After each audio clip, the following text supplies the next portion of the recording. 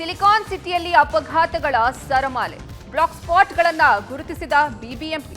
ಹಿರಿಯ ವೈದ್ಯನ ಬಳಿ ಹಣ ದೋಚಿದ್ದ ಖದೀಮಾ ಅಂದರ್. ಭ್ರೂಣ ಹತ್ಯೆ ಪ್ರಕರಣದಲ್ಲಿ ಮತ್ತೆ 3 ಬಂಧನ. ಎಲ್ಲವನ್ನ ನೋಡ್ತಾ ಹೋಗೋಣ ಕರ್ನಾಟಕ ಟಾಪ್ 20ಯಲ್ಲಿ. ಬೆಂಗಳೂರು ನಗರ ಬೆಳೆದಂತೆಲ್ಲ ಸಂಚಾರ ದಟ್ಟಣೆ ಹೆಚ್ಚಾಗ್ತಾ ಇದೆ. ಟ್ರಾಫಿಕ್ ಸಮಸ್ಯೆ ಬಿಗಡಾಯಿಸ್ತಾ ಇದೆ. ಇದೀಗ ಟ್ರಾಫಿಕ್ ಸಿಗ್ನಲ್ಗಳ ಸಂಖ್ಯೆಯೂ ಹೆಚ್ಚಾಗ್ತಾ ಇದೆ. 2019ರವರೆಗೂ 300 ಟ್ರಾಫಿಕ್ ಸಿಗ್ನಲ್ಗಳು ಇದ್ವು. ಬಳಿಕ 50 ಟ್ರಾಫಿಕ್ ಸಿಗ್ನಲ್ಗಳು ನಿರ್ಮಾಣ ಆದವು. ಇದೀಗ ಹೊಸದಾಗಿ ಮತ್ತೆ 52 ಟ್ರಾಫಿಕ್ ಸಿಗ್ನಲ್ಗಳು ಆರಂಭ ಆಗಲಿದೆ. ಅಲ್ಲಿಗೆ ನಗರದಲ್ಲಿ ಟ್ರಾಫಿಕ್ ಸಿಗ್ನಲ್ಗಳ ಸಂಖ್ಯೆ 402ಕ್ಕೆ ಏರಿಕೆ ಆಗ್ತಿದೆ.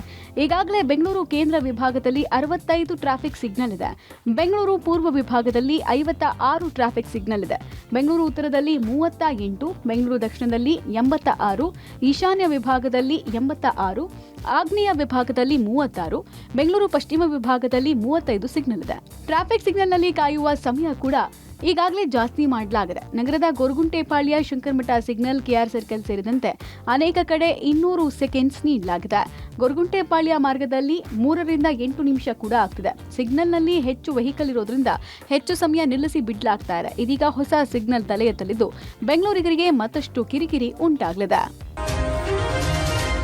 ಬೆಂಗಳೂರಲ್ಲಿ ಪ್ರತಿದಿನ ಆಘಾತ ಪ್ರಕರಣಗಳು ದಾಖಲಾಗ್ತಾನೆ ಇರ್ತವೆ. ಓವರ್ ಸ್ಪೀಡ್ ಸಂಚಾರದಿಂದಾಗಿ ವಾಹನ ಸವಾರರು ಓಡಾಡದ ಪರಿಸ್ಥಿತಿ ನಿರ್ಮಾಣ ಆಗ್ತಾ ಇರುತ್ತೆ. ಅಂತಹ ಡೇಂಜರಸ್ ಗುರುತುಗಳನ್ನು ಪತ್ತೆ ಮಾಡಿ ಬಿಬಿಎಂಪಿ ಬ್ಲಾಕ್ ಸ್ಪಾಟ್ಗಳು ಅಂತ ಪರಿಗಣಿಸಿ ಅಲ್ಲಿರುವ ಸಮಸ್ಯೆಯನ್ನು ಸರಿಪಡಿಸ್ತಾ ಇದೆ.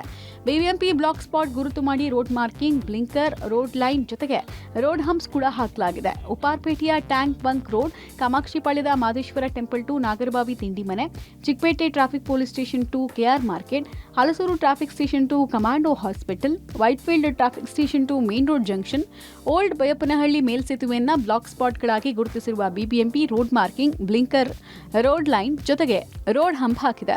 ಇದರಿಂದ ಅಪಘಾತ ಪ್ರಕರಣಗಳನ್ನು ತಡೆಯೋಕೆ ಮುಂದಾಗಿದೆ.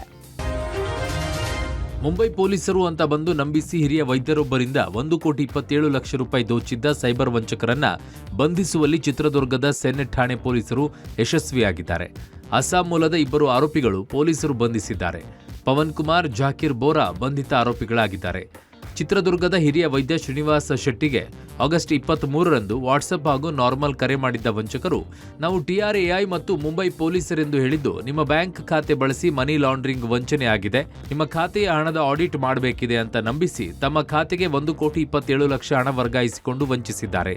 ಇದರಿಂದಾಗಿ ಕಂಗಾಲದ ವೈದ್ಯ ಶ್ರೀನಿವಾಸ ಶೆಟ್ಟಿ ಸೆನೆಟ್ ಠಾಣೆಯಲ್ಲಿ ದೂರು ದಾಖಲಿಸಿದ ಹಿನ್ನೆಲೆಯಲ್ಲಿ ವಂಚಕರ ಜಾಡನ್ನ ಬೆನ್ನತ್ತಿದ ಪೊಲೀಸರು ಅಸ್ಸಾಂ ಮೂಲದ ಆರೋಪಿ ಪವನ್ ಕುಮಾರ್, ಜಾಕೀರ್ ಬೋರಾ ಎಂಬ ವಂಚಕರನ್ನ ಬಂಧಿಸಿದ್ದಾರೆ.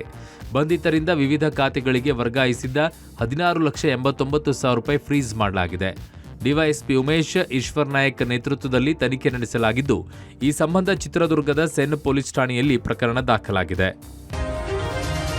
ಮಂಡ್ಯ ಜಿಲ್ಲೆಯಲ್ಲಿ ಪಿಡುಗಾಗಿರುವ ಭ್ರೂಣ ಪತ್ತೆ ಮತ್ತು ಹೆಣ್ಣು ಭ್ರೂಣ ದಂಧೆಯನ್ನ ಬೇರು ಸಮೇತ ಕಿತ್ತು ಹಾಕಬೇಕು ಅಂತ ಆರೋಗ್ಯ ಮತ್ತು ಪೊಲೀಸ್ ಇಲಾಖೆ ಮುಂದಾಗಿದೆ. ಈಗಾಗಲೇ ಜಿಲ್ಲೆಯಲ್ಲಿ ಬೆಳಕಿಗೆ ಬಂದಿರುವ ಪ್ರಕರಣಗಳಲ್ಲಿ 12 ಮಂದಿಯನ್ನ ಬಂಧಿಸಿದ್ದು, ಇದೀಗ ಮತ್ತೆ ಈ ಪ್ರಕರಣಗಳಿಗೆ ಸಂಬಂಧಿಸಿದಂತೆ 3ರನ್ನ ಪೊಲೀಸರು ಬಂಧಿಸಿದ್ದಾರೆ. ಬನ್ನೂರಿನ ರಾಮಕೃಷ್ಣ, ಗುರು ಹಾಗೂ ಮೈಸೂರು ಮೂಲದ ಸೋಮಶೇಖರ್ ಬಂಧಿತ ಆರೋಪಿಗಳಾಗಿದ್ದಾರೆ. ಮೇಲುಕೋಟೆ, ನಂಜನಗೂಡು, ಪಾಂಡವಪುರ ಹಾಗೂ ಬೆಳ್ಳೂರು ಪೊಲೀಸ್ ಠಾಣೆಗಳಲ್ಲಿ ಇವರ ಮೇಲೆ ಭ್ರೂಣ ಪತ್ತೆ ಹಾಗೂ ಹೆಣ್ಣು ಭ್ರೂಣ ಹತ್ಯೆಗೆ ಸಂಬಂಧಿಸಿದಂತೆ ಕೇಸ್ ದಾಖಲಾಗಿದ್ವು. ಆದರೆ ಇದುವರೆಗೆ ಪೊಲೀಸರ ಕೈಗೆ ಸಿಗದೆ ಕರಾಳ ದಂಧೆಯನ್ನ ನಡೆಸ್ತಾ ಇದ್ರು. ಇದೀಗ ಈ 3ರನ್ನ ಬಂಧಿಸುವಲ್ಲಿ ಪೊಲೀಸರು ಯಶಸ್ವಿಯಾಗಿದ್ದಾರೆ. ಬಂಧಿತರಿಂದ 2 ಸ್ಕ್ಯಾನಿಂಗ್ ಯಂತ್ರ ಹಾಗೂ 1 ಕಾರನ್ನ ವಶಕ್ಕೆ ಪಡೆದುಕೊಳ್ಳಲಾಗಿದೆ. ಈ ಪ್ರಕರಣಗಳಲ್ಲಿ ಇನ್ನೂ 6-7 ಮಂದಿ ಇರುವುದು ಕಂಡು ಬಂದಿದೆ. ಪೊಲೀಸರು ತನಿಖೆಯನ್ನ ಮತ್ತಷ್ಟು ಚುರುಕುಗೊಳಿಸಿದ್ದಾರೆ. ಕಲಬುರಗಿ ಜಿಲ್ಲೆಯಾದ್ಯಂತ ಕಳೆದ ರಾತ್ರಿ ಧಾರಾಕಾರ ಮಳೆಯಾಗಿದೆ. ಧಾರಾಕಾರ ಮಳೆಗೆ ಕಲಬುರಗಿ ಜಿಲ್ಲೆಯ ಅಫ್ಜಲ್ಪುರ ತಾಲೂಕಿನ ಗಾಣಗಾಪುರದ ದತ್ತನ ದೇವಸ್ಥಾನ ಮುಂಭಾಗದಲ್ಲಿ ಮಳೆ ನೀರು ಮತ್ತು ಚರಂಡಿ ನೀರು ನಿಂತು ಅವ್ಯವಸ್ಥೆ ಉಂಟಾಗಿತ್ತು. ದೇವಸ್ಥಾನದ ಮುಂಭಾಗದಲ್ಲಿ ಕೊಳಚೆ ನೀರು ನಿಂತಿದ್ದರ ಪರಿಣಾಮ ಭಕ್ತಾದಿಗಳು ಪರದಾಡಿದರು. ಇತ್ತ ರಾಯಚೂರು ತಾಲೂಕಿನ ಗಂಜಳಿ ಗ್ರಾಮದಲ್ಲಿ ಮೊಸಳೆ ಪ್ರತ್ಯಕ್ಷವಾಗಿದೆ. ಗ್ರಾಮದ ಹುಸೇನಪ್ಪ ದರ್ಗಾದ ಬಳಿ ಇರುವ ಚಿಕ್ಕ ಕೆರೆಯಲ್ಲಿ ಕಳೆದ 2-3 ದಿನಗಳಿಂದ ಮೊಸಳೆ ಪ್ರತ್ಯಕ್ಷವಾಗಿದ್ದು ಭಯ ಹುಟ್ಟಿಸಿದೆ. ಕೃಷ್ಣಾ ನದಿ ನೀರಿನಲ್ಲಿ ಬಂದು ಕೆರೆಗೆ ಸೇರಿರುವ ಮೊಸಳೆಯನ್ನ ಅರಣ್ಯ ಇಲಾಖೆ ಮತ್ತು ಗ್ರಾಮಸ್ಥರ ಸಹಾಯದಿಂದ ಸೆರೆ ಹಿಡಿಯಲಾಗಿದೆ. ಸೆರೆ ಹಿಡಿದ ಮೊಸಳೆಯನ್ನ ಅರಣ್ಯಾಧಿಕಾರಿಗಳು ಕೃಷ್ಣಾ ನದಿಗೆ ಬಿಟ್ಟಿದ್ದಾರೆ. ಬೃಹತ್ ಮೊಸಳೆ ಸೆರೆ ಹಿಡಿದ ಹಿನ್ನೆಲೆಯಲ್ಲಿ ಗ್ರಾಮಸ್ಥರು ನಿಟ್ಟುಸಿರು ಬಿಟ್ಟಿದ್ದಾರೆ.